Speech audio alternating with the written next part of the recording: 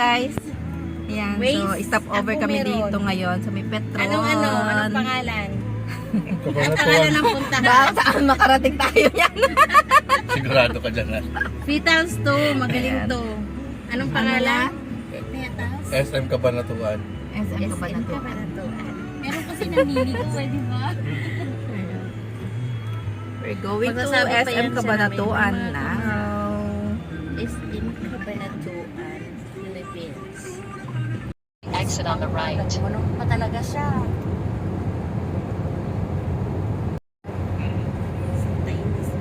Take the exit on the right onto Clark Spur Road.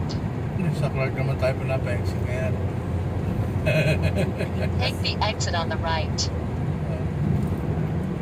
Pinapa-ano naman tayo. Exit text tayo, di ba? Stay on Clark Spur Road for 1.9 kilometers. Exit Ilang text tayo. minutes na lang. Sinusundan natin yung gas.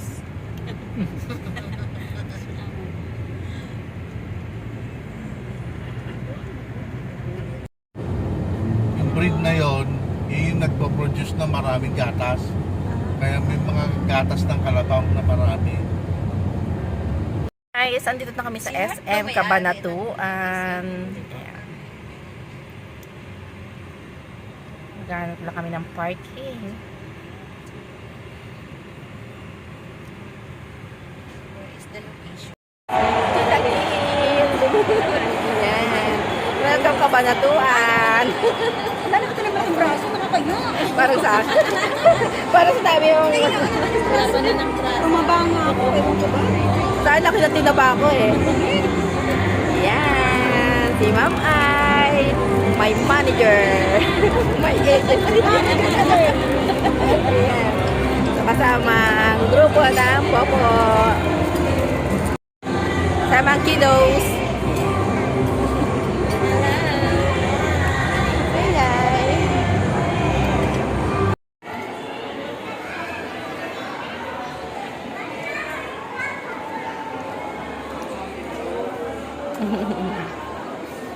Taga dito yun eh.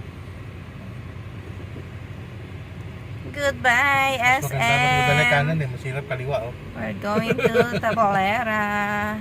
Talavera po. Ah, Talavera ba? Papahinga naman tayo dyan. Maligaw tayo. Natin yung tabalera na yan. Oo. Taba-taba tayo. Talavera pala. Oh my God. Dire-diretso lang. Tabalera. Apo, diretso lang po. Tabalera. You switch to an alternate route. Yan, Ayan, may alternate In na. 250 meters, turn left. Ka mag-left. Hindi po, meron. Tawag ulit. Basta hindi mo siya ano.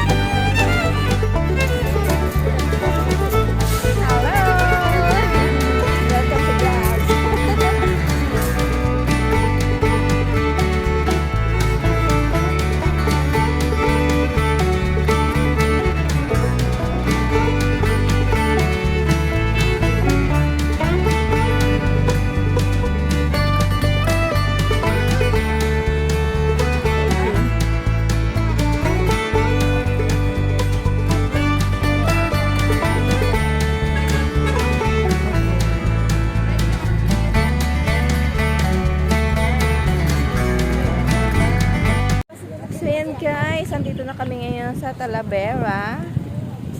By the way guys, walang entrance fee, one valid ID lang ang kailangan, pero required na bumili sa loob para maipakita sa gate. Ayan guys, bagong ilaw ang ating jobs. Ikutin natin ang jobs.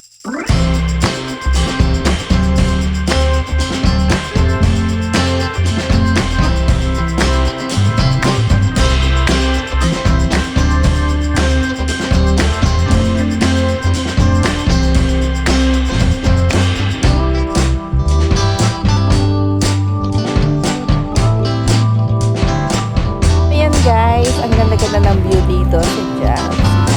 Tingnan nyo. Nag-enjoy yung aming mga kasamang pulilik. Nag-take ng pictures. Diba?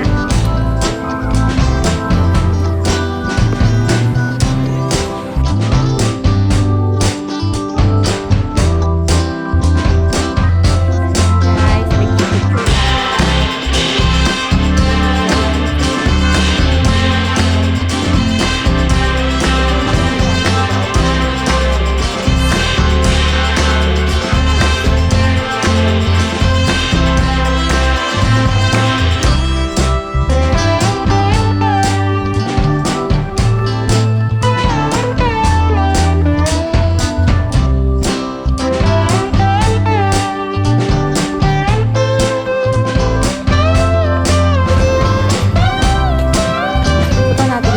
na.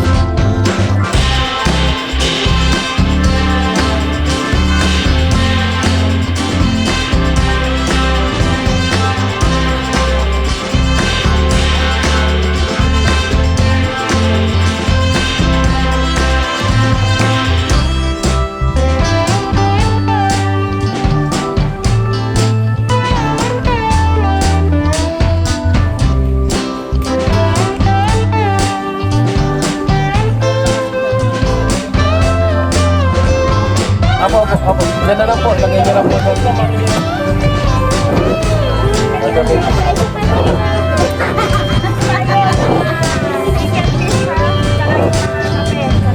Okay na ba?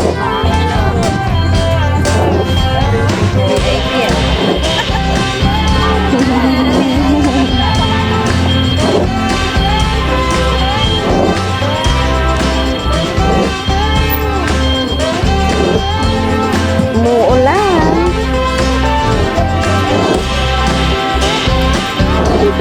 Isa pa.